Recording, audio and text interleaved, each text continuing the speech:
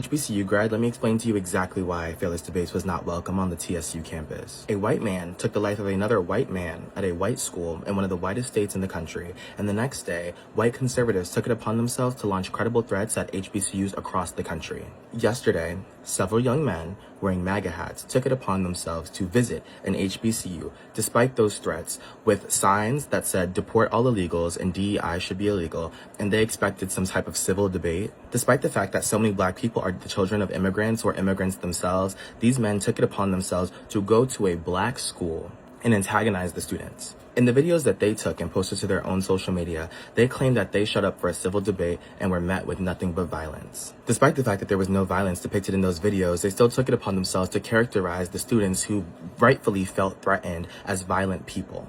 Tennessee State University put out a statement saying that those students acted in a respectable way, and I have nothing to say, but I agree. You don't get to ride the coattails of threats and then show up at our schools and act like you're doing us a favor. Quite frankly, I think those students acted in the most respectful way possible, because if you did that at my alma mater, anything could have happened to you. First of all right, it's so much sass in this fucking video. It's insane. Like, real talk. All I see is sass. And if this is what they are teaching at HBCUs, which is bad enough that major universities across the United States of America, whether you identify them as the most, prestigious slash has the biggest funding, the biggest, whatever, so on and so forth, the biggest prestige, the greatest graduates, the phenomenal, whatever, blah, blah, blah. They are bad in itself. But if this is the type of behavior that HBCU grads, which he never actually said where he graduated from, to my knowledge, there was just so much fucking sass on the screen, I just couldn't see it anyway. But if he's sitting there and saying that them throwing up signs and the FU signs and basically screaming and unruly and dancing and pumping on the screen and all of this stuff, if that's what he identifies as respectful, then respectfully, I'd have to say that we doing a horrible job, and I mean a severe, horrible job in educating and teaching young people of tomorrow how to conduct themselves. And actually, we're supporting and upholding prejudice, bias, and racist views that does not have any place in society, and is one of the reasons why we need to dismantle diversity, equity, and inclusion and start making it merit-based. I think that part of what we should do is also include people's takes on social media in order to qualify them of whether or not they're a cultural fit. What does that mean? That means that if you see them doing crazy stuff online and you're trying to hire them, if you see this person saying that he supports this nonsense, but then at the same time they're trying to get a job in your organization, no. Don't hire them. Don't bring them in. I think that everything is on the table. Your entire profile is on the table. And the minute that you start to support nonsense, or you start to be okay with that statement that basically said that those students conducted themselves in the utmost respectful manner and no incident or nothing like that, that's nonsense. We seen them throwing stuff, cups, hitting their windows. They was basically yelling and screaming. As a matter of fact, this is the best way for you to determine whether or not they actually operated in truth, which is, in greatness, or if this should be condemned. If it was the other way around, and black students or black people actually went for a civil debate, and it was at a predominantly white school, and white people were yelling the same things and doing the exact same thing towards black people, how would that be taken, and what would that be like? Would people be going viral about it? Would it be marches all over the university? Would they be calling for the president to condemn it? What would that look like? I'll tell you what it would look like. It would look like a protest. It would look like Al Sharpton and his bobblehead walking up and down the campus university demanding for change. I demand for change on this campus of this PWI so that we can make sure the black students feel safe. That's what you will see. That's what you will hear. A demand for change.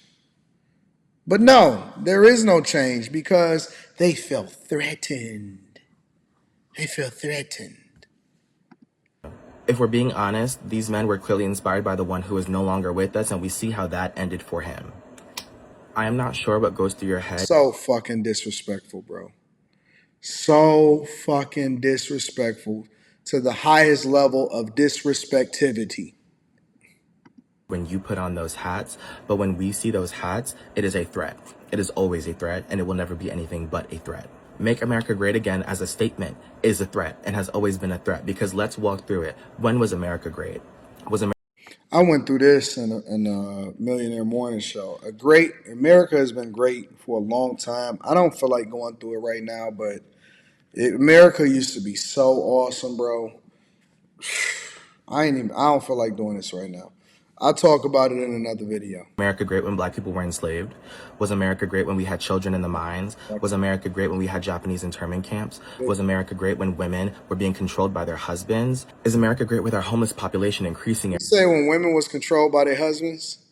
Was America great when we had children in the mines? Was America great when we had Japanese internment camps? Was America great when women were being controlled by their husbands?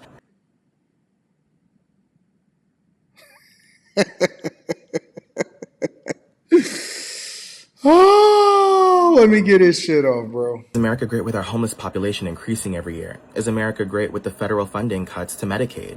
Was America great in the 1930s during the Great Depression? Or what about the recession that just happened in 2008? Or the one that we're about to go into? The fact that you would take your hatred and your racism and try and disguise it as a civil debate, and not only that, but you want to bring it to an HBCU that has just experienced credible threats against the safety of those students, is beyond me. Racism is not a debatable topic. You are terrible people.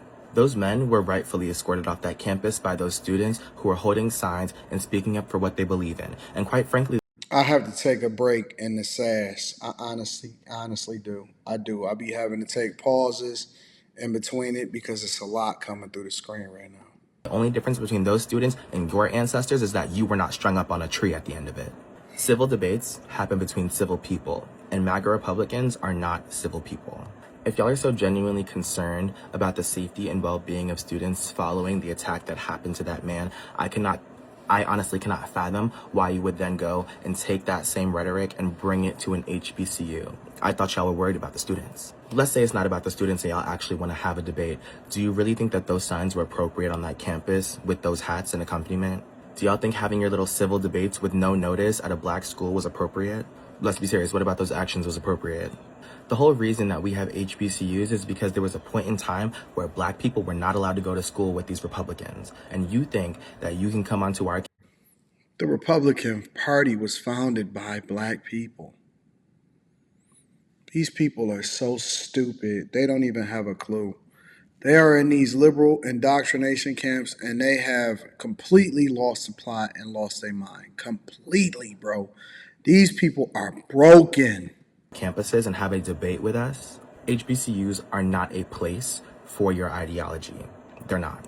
You want to have these type of debates, you keep them at your schools. The fact that y'all can claim victimhood, despite those videos that they posted to their own social media depicting zero violence, after credible threats of violence were made to HBCUs across the country, despite them themselves in them stupid hats with those stupid signs being actual threats to those students, just shows how delusional y'all really are. I'm really trying to keep it together because as an HBCU graduate, and a proud one at that, I know how this would have felt to experience such blatant racism on my college campus. But let me make this as crystal clear as possible. Nobody gets to tell anybody how they get to react to racism. Not MAGA Republicans, not white conservatives. Yeah, we're not going to let them get that last thought off. Let me know what y'all think inside of the comments. Make sure y'all tap into the Patreon. Link is in the description. T. Genley, 40% off your first order, 20% off for life. I love you. I appreciate you. So sad. So sad. We basically lost a whole generation of people.